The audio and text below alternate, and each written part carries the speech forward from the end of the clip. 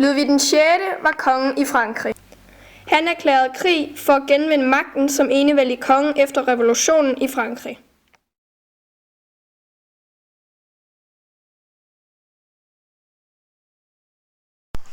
Briterne vil have Danmark ud af det væbnede neutralitetsforbund og stoppe deres planer om udbygning af flåden. Frederik nægter, og briterne bliver vrede.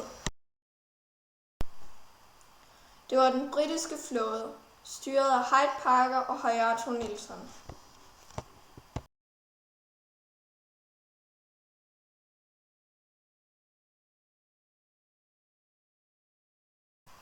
Den russiske zar Alexander den 1. og Napoleon drøftede forbund mod Storbritannien. Britisk spion fik færden af det.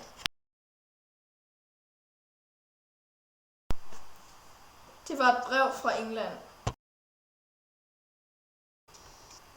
Indgå alliance med os og stille den danske flåde under britisk kommando eller udlevere flåden til os som sikkerhed for jeres lands neutralitet. Hell no! I 3 døgn blev de bombarderet med raketter.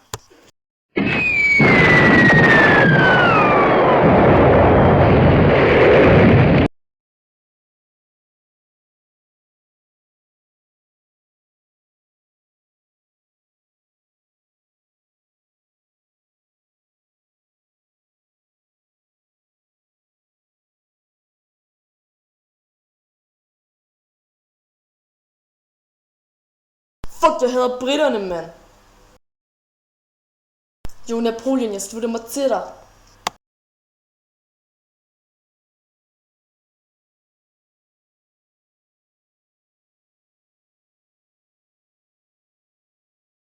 Jo, fred, meld dig ud, inden vi taber krigen, mand. Du ødelægger Danmark. YOLO. Danmark gik fallit i 1813 på grund af krig og sløsen med skatter.